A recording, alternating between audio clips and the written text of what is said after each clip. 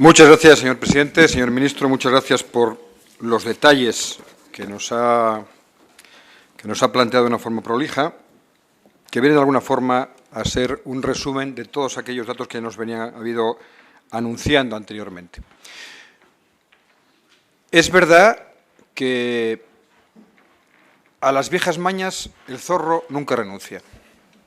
Sacan ustedes prejubilaciones, indemnizaciones, ayudas a las empresas, siempre de una forma parece muy aséptica, pero bien batido primero el cobre a través de medios de comunicaciones amigos y de forma bien tendenciosa. De manera que hoy aquí usted lo que hace es azuzar el fuego, echar gasolina al fuego con aparentemente una actitud absolutamente aséptica que encierra la filosofía que ha llevado a su ministerio al actual conflicto. Pero sobre todo es muy curiosa una cuestión. Tengo que darle la enhorabuena por el reconocimiento de un tema que merece subrayarse. Nos dice usted: el secretario de Estado ha convocado a los agentes sociales, a los sindicatos mineros, para negociar el plan 2013-2018 y además hacer el plan de cierre para este año, porque no se pueden dar las ayudas sin el plan de cierre del año 2012. Tiene usted toda la razón. Estamos completamente de acuerdo. Ahora, dígame una cosa. ¿Por qué usted, otros miembros del Gobierno y otros miembros del Grupo Parlamentario Popular llevan machacándonos sistemáticamente los últimos meses con que el Gobierno Zapatero había puesto la fecha del cierre de la minería y que esa era la razón por la cual estaba abocado al cierre el sector? Usted sabe, igual que yo, que el año pasado el Gobierno tuvo que hacer, igual que en los últimos 20 años, cumplir las condiciones estrictas de la directriz europea para poder dar las ayudas. Porque si no, el pasado año, si no se hubiera puesto en marcha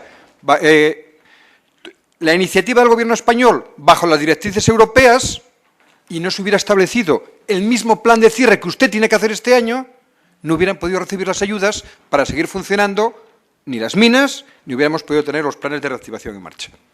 Por tanto, un poco de rigor intelectual. Lo que es una obligación para el actual Gobierno era una obligación para el Gobierno anterior.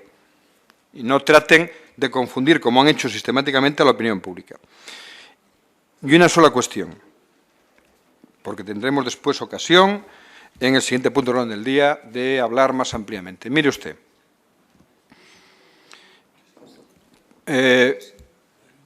Perdón, presidente, fue una confusión, fue un lapsus de este portavoz.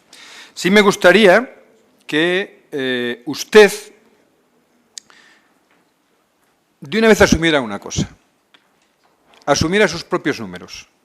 Usted en febrero envía a la Comisión Europea la reducción de las ayudas año a año de este año 2012 al 2018. Año a año. Y plantea para este año una disminución respecto al año 2011 del 25%. Respecto a lo aprobado en presupuesto de 2011. Y usted, en las ayudas para el mantenimiento de la actividad, hace una reducción del 63%. Sobre lo que usted mandó a la propia Comisión Europea. Por lo tanto, déjenos de hacer todos estos trucos que nos hacen sistemáticamente con las cifras, un poco de thrillerismo para superar esta situación. Porque, fíjese bien, yo venía esperanzado a esta comparecencia porque en mi buena fe creí que usted nos iba a presentar una propuesta para iniciar con unos ciertos visos de éxito un proceso de negociación que pudiera superar el actual conflicto. Y después de su intervención constato que estábamos más o menos como estábamos. El conflicto enquistándose y la casa sin barrer. Del Gobierno pocas noticias, señor ministro. Ciego ante la realidad de los encierros en los pozos mineros, las marchas multitudinarias, los padecimientos de los hombres y mujeres de las comarcas mineras españolas y el peligro real de cierre en este mismo año de alguna de las minas. Sordo ante las voces que claman por una negociación que permita a las minas del carbón español mantener la actividad y empleos pactados hasta el 31 de diciembre de este año. No le importa quién se lo pida, los mineros, las mujeres de los mineros, la oposición, la Junta de Castilla y León de su propio signo político, senadores leoneses de amplia trayectoria popular. Lo único que no está, por desgracia, el Gobierno es mudo.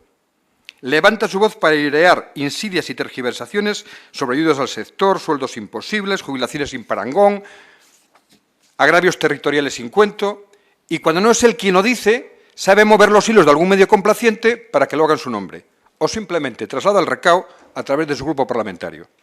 El pasado 14 de julio el señor Hernando nos alertaba escandalizado sobre los 23.107 millones de euros invertidos en los 4 planes de los que usted habló hoy en los últimos 22 años. No le parecía rentable ni eficiente el proceso, aunque durante 8 años fuera llevado a cabo por gobiernos de su mismo signo político. Para poder entenderlo, ha repasado usted brevemente la situación. Le faltó decir una cosa. El objetivo de esos planes siempre fue el mismo: mantener la estabilidad económica en las comarcas carboneras con una actividad minera más reducida a la vez que se incentivaban otras alternativas de desarrollo. Y todo ello cumpliendo las directrices de la Unión Europea. Conviene recordar, como usted dijo, que se pasó en el año 1990 de 46.000 mineros a los 4.350 aproximadamente actuales. Es decir, en 22 años se han reducido un 90% los hombres y mujeres que trabajaban en las minas de carbón y extraen algo menos del 50% del carbón que hace 15 años. Pero todo ello, señor ministro, de forma concertada, en negociaciones tensas y duras, algunas muy tensas y duras, entre las organizaciones mineras y los gobiernos de turno.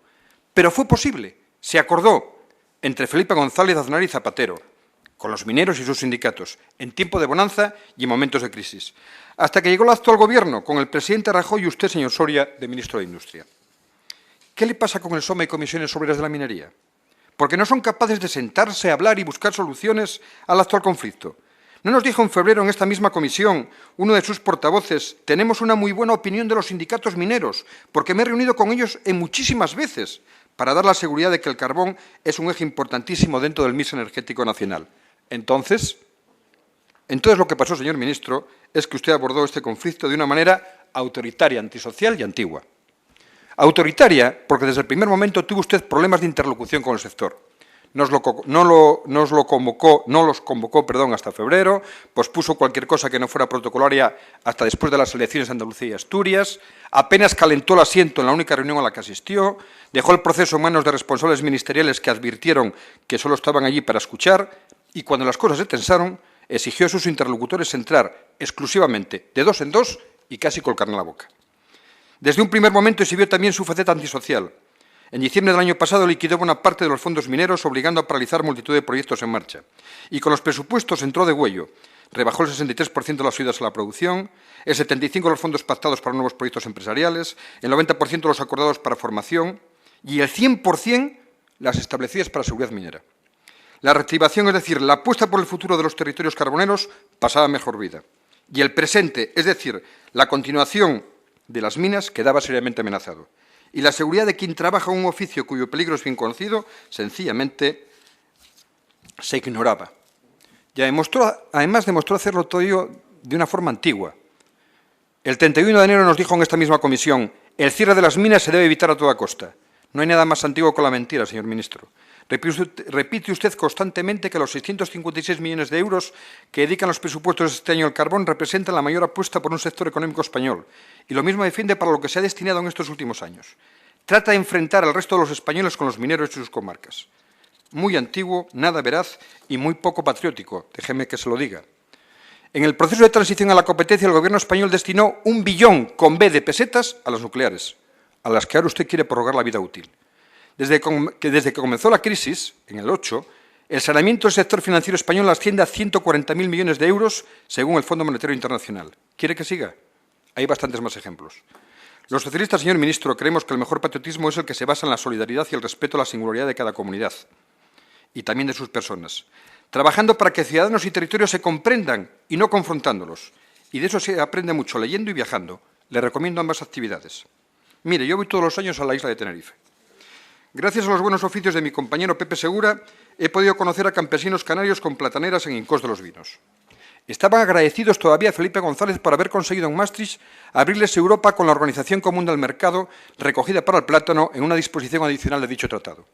Ello, o el que Canarias sea la única comunidad española que figura en la Carta Magna Comunitaria como región ultraperiférica, es lo que permite un tratamiento singular de las instituciones comunitarias. Y eso me llena de orgullo como asturiano y como español, porque conociendo las dificultades de su insularidad, entiendo, comparto y apoyo sin reservas tal tratamiento. Solidaridad y respeto, vuelvo a repetirle, son un mejor fundamento del patriotismo. Lo de una higrante, por mucho que se nos llene en la boca de España, como dijo Felipe González, patriotismo de hojalata. Tengo la sensación, y perdona mi atrevimiento, que usted conoce poco las comarcas mineras españolas y a su ciudadanía. Visítelas, se lo recomiendo. Baje un pozo minero y compruebe a más de 10.000 metros de profundidad, en el Pozo Carrio del Valle del Nalón, por ejemplo, las dificultades de trabajar en un frente de arranque. Visite un centro sanitario especializado e infórmese sobre las enfermedades de la profesión. Y si es un hospital, que le expliquen por qué tienen verjas las habitaciones para silicóticos que están en pisos altos. Debe ir concluyendo, señor Trevín. Lo siento, me equivoqué al principio, le agradezco su complacencia, lo haré cuanto antes, señor presidente. Y le deseo que no coincida su estancia con un accidente en la mina, que no tenga que ver cómo salen corriendo de casa con el corazón en un puño y el alma en vilo las familias de los hombres o mujeres que pueden estar afectadas por el derrame cuando suena la señal de alarma en la Ciana o el Bierzo. En cualquier caso, estoy seguro que le cambiará su visión sobre la minería del carbón español en sus comarcas. Le será muy difícil ya seguir alentando esas insidiosas y mezquinas campañas sobre la supuesta inutilidad de todo lo hecho en la reactivación en estos años. Señor ministro, todas las estratagemas de confusión, de emborronamiento y despiste solo se llevan a cabo en situación de gran debilidad o desorientación general. No sé en cuál de las dos está usted o si padece ambas. Débil sí lo veo. Usted parece tener poco peso en el Consejo de Ministros. Y lo peor es que lo pagan la industria de la energía y el turismo español. A las pruebas me remito. Después de aquella gallarda manifestación, el cierre de las minas se debe evitar a toda costa, con la máxima de Quevedo, nadie ofrece tanto como el que no va a cumplir, queda en evidencia lo que usted dijo. En los 2 últimos meses mostró empeño en ajustarse a la máxima de nuestro insigne literato. Es metafísicamente imposible que el Ministerio dedique esas cantidades, refiriéndose a las necesarias para mantener las ayudas pactadas. En las mismas fechas, la ministra de Fomento logra salvar las insostenibles autopistas radiales de peaje con 290 millones más. Para usted fue metafísicamente imposible encontrar 250 millones. Que le solicitábamos en nuestras enmiendas para el carbón, pero su colega de Gobierno encontró 40 millones de euros más con los presupuestos ya aprobados para las grandes constructoras de este país.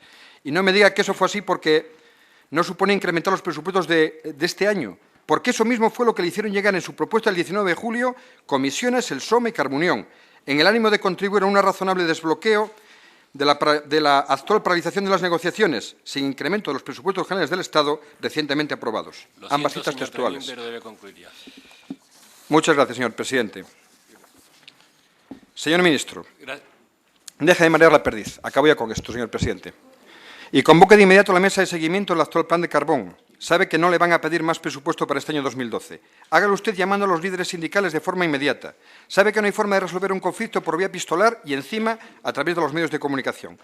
Y hable con ellos, no solo de cómo superar el actual problema, sino también de cómo debemos afrontar el futuro del carbón, que lo debe tener más allá de 2018. Lo siento, señor Trevín, debe terminar. Razones, como ve, no le faltan para que, en cuanto acabe esta comparecencia, descuelgue el teléfono y convoque de inmediato a los agentes sociales a la mesa de seguimiento del actual plan. Si lo hace, no tendrá únicamente nuestro aplauso, sino que tendrá también nuestro apoyo. Muchísimas gracias, señor presidente.